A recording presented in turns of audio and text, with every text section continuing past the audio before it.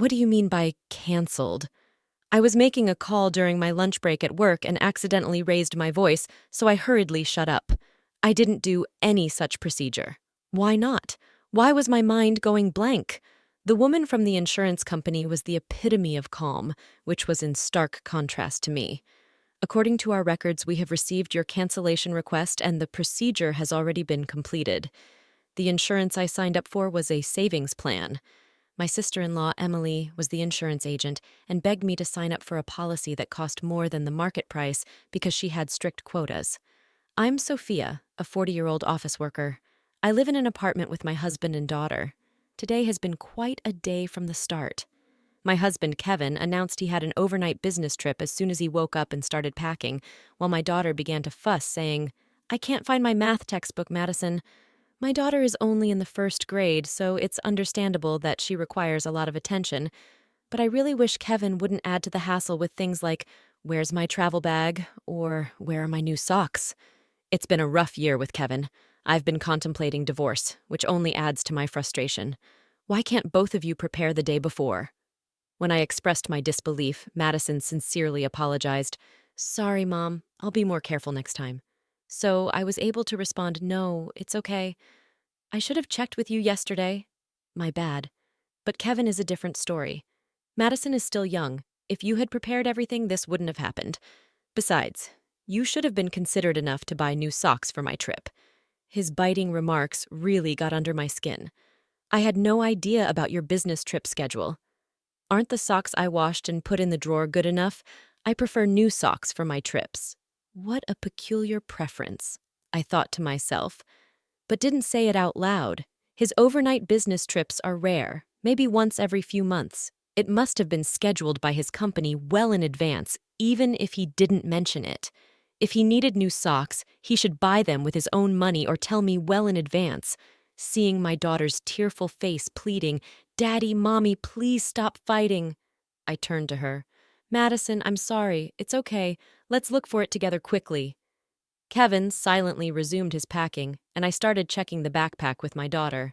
Glancing at Kevin, I noticed he was packing casual clothes he'd wear on a weekend, not the usual business trip attire. Could this be another affair? It struck me as suspicious. He has cheated twice before. The first time was right before our daughter was born. I considered divorce, but Kevin tearfully apologized. Furthermore, he sought help from his parents to convince me. My mother-in-law pleaded with me, "Please don't divorce my son." My sister-in-law also made a fuss, saying, "Please don't abandon my brother," which made me reconsider the divorce. But last year, Kevin cheated for the second time. Just like the first time, he got involved with a girl he met on a dating site. Kevin is the type to speak his mind bluntly, and his actions are quite transparent. He thinks he's being sneaky, but from my perspective, it's almost laughable how obvious he is. He was quickly found out, and then he apologized again, crying. It's pathetic to see him, usually so arrogant, reduced to tears and sniffling. I told him, "If you see any more trouble, we're definitely getting a divorce." And I made him fill out the divorce papers, transferred all our savings to my account, and forgave him. But my love for him had completely vanished. He always puts himself first. I can't stand that he doesn't take care of or play with Madison, but I'm thinking of putting up with the divorce until she's a bit older. In the end, the math textbook was easily found in the backpack. Madison left happily, but I was drained from the morning's events. Since I didn't have time to make lunch, I went to a shop near the office during my break. That's when I saw an ad for the insurance company and remembered that my policy was supposed to pay out a bonus after a certain period. It should be deposited around this time. Paying a high premium every month, I need these little joys to keep going. What should I spend the money on when it comes in? It might be nice to buy some new autumn clothes for Madison. I started feeling excited with a lighter step. I stopped by the bank to check my bank statement and noticed that not only was there no bonus, but this month's insurance premium hadn't been deducted either. That's strange. Isn't there no deduction in the month we received the bonus? Initially, I was just puzzled, but remembering the morning's packing incident with Kevin, I got a bad feeling and called the insurance company. Turns out my sister-in-law was off that day. Another lady handled my call, and that's how the cancellation came to light. They said the cancellation payment had already been made, but I haven't received any money in my account. The lady on the phone kept saying that all the paperwork was in order and that the insurance company had followed proper procedures. It's a big issue if someone cancels without the owner's consent, and it seemed like they were indirectly saying it wasn't the insurance company's fault. I'll say this clearly one more time. I had no intention of canceling. I'll check with Emily and my husband, but please make sure to verify with her on your end as well. I made my point strongly and hung up. Before I knew it, my lunch break was almost over, and I no longer had time to eat the lunch I bought, nor did I have the appetite as other concerns had arisen. When I told my boss I'd like to leave early today, I quickly wrapped up the remaining work. I left the office earlier than usual and immediately called Kevin. If he was truly on a business trip and busy, I couldn't help it. "Sophia, why are you calling?" "I'm at work." Kevin picked up after a few rings, sounding irritated, yet I could hear lively music in the background. Why does he think he won't get caught? Ridiculous. Sorry about that. Hey, my life insurance was canceled without my knowledge and there's no cancellation payment. Do you know anything about this? I'm thinking of consulting the police as it might be some scam. Huh? What are you thinking, calling the police? It was me. Me. I had suspected it was Kevin and Emily's doing, so when I exaggerated a bit, he was taken aback and quickly confessed. While I had my suspicions, my anger flared up. "Oh, so it was you! Where's the cancellation payment then? I used it to help Mom out." "Help out? Did something happen to your mother that she suddenly needed money?" "No, she just said she wanted to go on a family trip for once." "A trip?" I was shocked by his unexpected response. "You canceled my life insurance for that? To use it for a trip? Was the business trip a lie?" "Yeah, I'm the beneficiary, so no complaints, right? We're all staying at a top-notch hotel. I'm in the lobby right now, and you wouldn't believe the size of the chandelier here. Maybe he thought it was okay since he got caught." Kevin bragged excitedly. "What's that about? I have complaints, plenty of them. Why would you cancel it without telling me? I've been paying the premiums from my own salary. You should be able to cover your own trip expenses." So annoying, but it's the money I'd get if something happened to you, right? So it's my money. You're healthy and not going to kick the bucket anytime soon. We can just start paying again. I couldn't understand Kevin's reasoning at all, but the terms change as you get older, and the premiums get higher. Do you really not understand that? Well, I'm not the one paying for it. Kevin's irresponsible words gave me a headache. Do your parents know about this? That you canceled my life insurance without telling me? Didn't your father say anything? Oh, and Emily is in on this too, right? You and Emily forged my signature, didn't you? Well, yeah. Mom and Dad were happy about it, thought it was a good idea. It's your fault for holding on to all our money. I just wanted to have a blast for once. It's not a big deal. We're on a family trip, and everyone's happy. That a family includes your parents and Emily, right? Why aren't Madison and I included? Aren't we your family? Insurance is for emergencies, and it's much happier not to use it. Shouldn't you have consulted me first if you wanted to use it for a trip? You would have said no for sure. You and Madison are together all the time anyway. It's fine for me to be with my real family once in a while. Plus, Emily wanted to sign you up for a new life insurance policy, so it's killing two birds with one stone for you guys.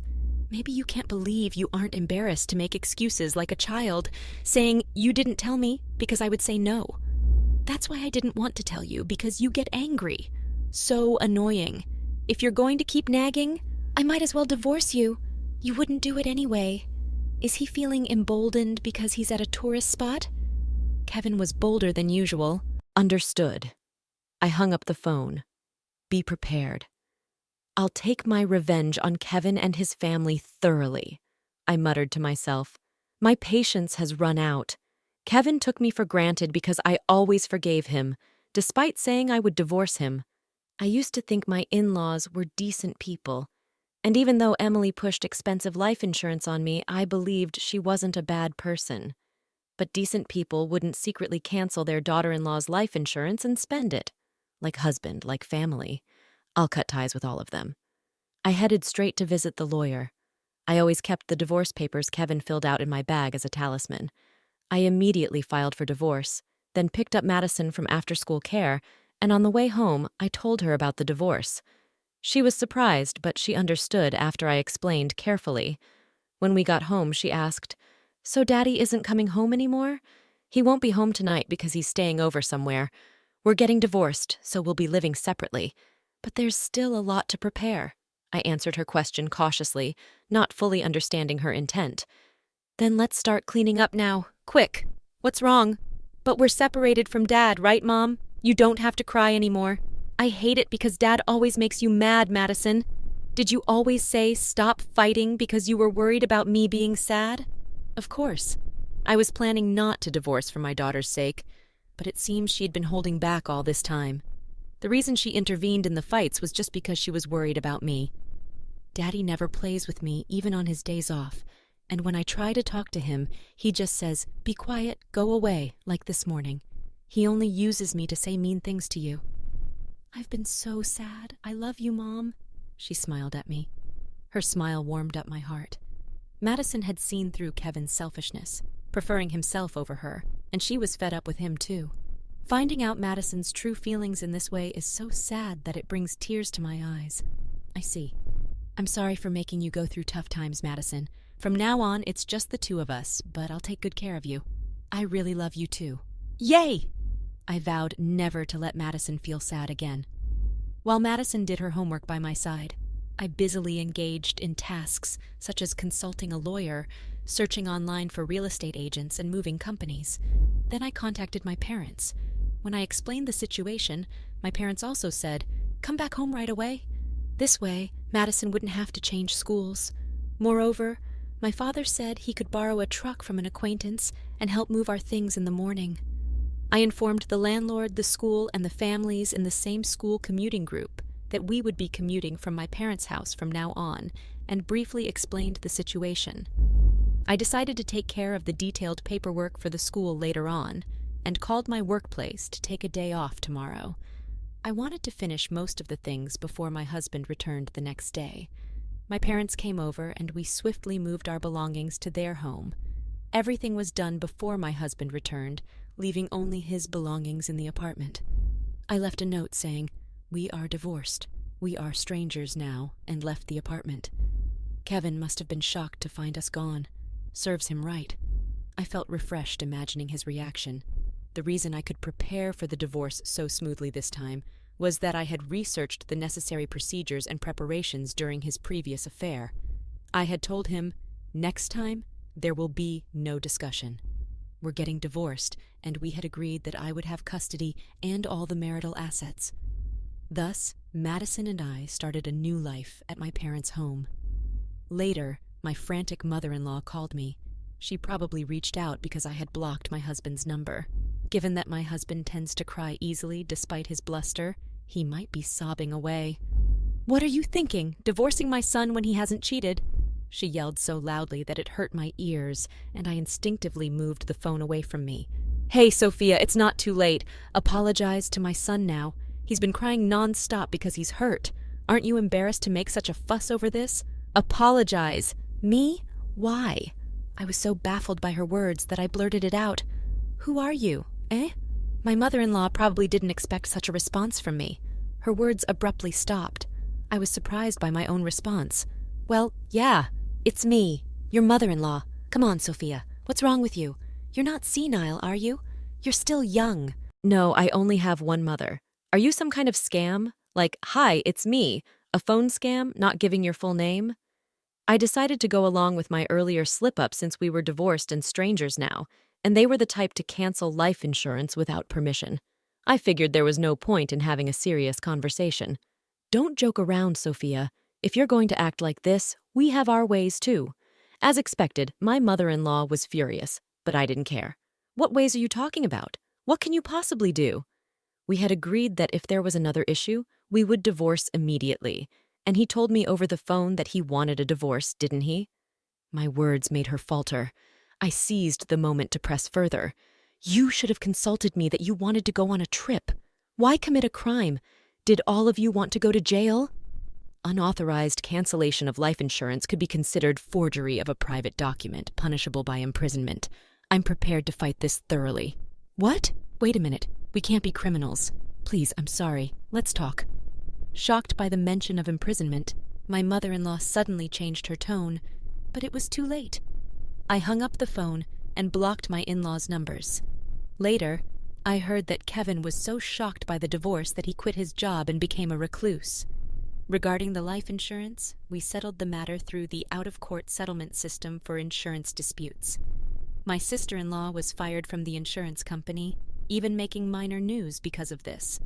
My in-laws became the talk of the neighborhood and were criticized by relatives for lacking common sense and being shameful, making them feel isolated. Since both Kevin and my sister-in-law couldn't work, they seemed to be in financial trouble. Meanwhile, Madison and I are living freely and happily at my parents' home. As much as I caused my daughter trouble, I want to raise her with lots of love from now on.